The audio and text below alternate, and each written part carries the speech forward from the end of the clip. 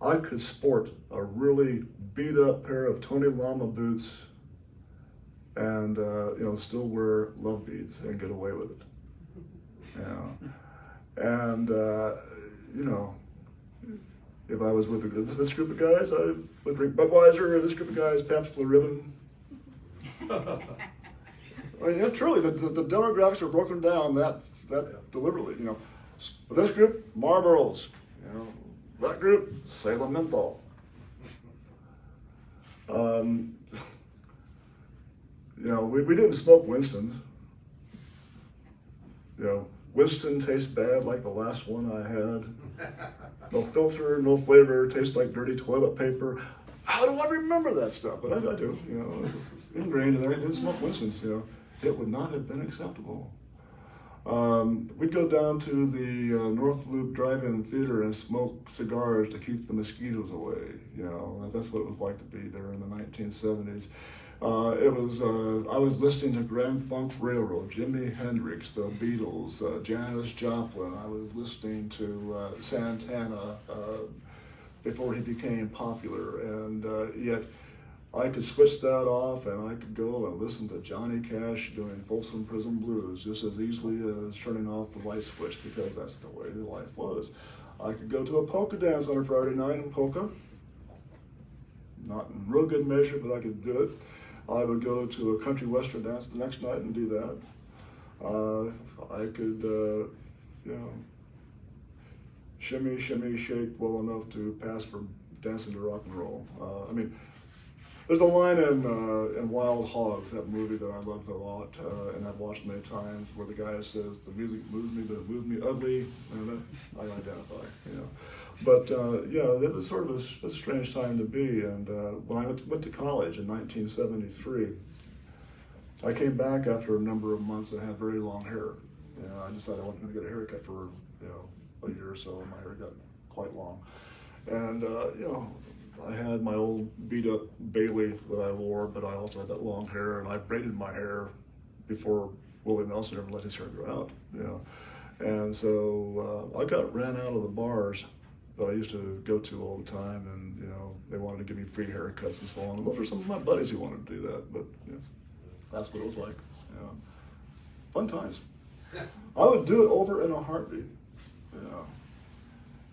And probably do the same thing I did before. There's a lot of good memories and all that. Yeah. Just a short, I thought on a couple of different kinds. In your reading, I heard the word comfortable. And while about 3 or 4 minutes ago, I was going to ask whether it was comfortable being in the middle between those two groups you described. Oh, well, It sounds comfortable. I guess that's an interesting question. I really wouldn't have thought about that way. It's a comfortable place to be because you don't get to miss out on anything if you're there. You go biblical, and the Bible says, because you're neither hot nor cold, I will spew you out. And my thought was, that means that you got to be this way, you got to be this way, otherwise you're going to get lost. And my thought was, no, I'm going to be this way and this way, and I'm going to be where I am right here too, and be comfortable in that skin, because, I get twice the world that way. I get twice the experience that way. I get to be able to interact with all kinds of people and experience, the details of the world, which make the world meaningful. And if I had only hung out with this group over here, man, I might not have ever thought about sitting on the back of a horse, for example. I might not have ever been involved in a country western wedding that I was involved in. I was best man for a guy in my hometown. And, we went out to Almeria for the reception, and, country western band playing there. And I had to get up, and this is in the book, I had to get up and toast the couple. And what did I do when I got done? Because I tend to be anxious. If you haven't noticed, I have that kind of energy. I did my toast and went out to the stable and stood among the horses and enjoyed their quiet, because it was calming to me, and the smell of the horse hay and so on. And that was before I ever thought I would ever own a horse, but I was with the horses even then. And so, I'm comfortable in that place. because I don't have to be that or this. I can be all of it. William Blake made the statement that there is no knowing except in contraries. The best way to know the contraries is to be in the whole aspect of contraries. Otherwise, you're all of this and nothing more, and you can't know anything about your world if all this is that you have is right here. So the sort of contrariety gives you the full circle. And that's where I'm comfortable, is the contrariety. Anything else? Thank you very much. I appreciate it.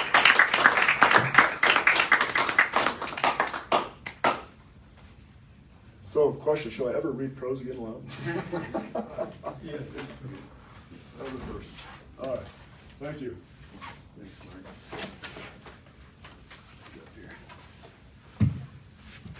All right. How about a round of applause for Mark Sanders, guys? So he's got tons of books back there, so please get a chance, go back there.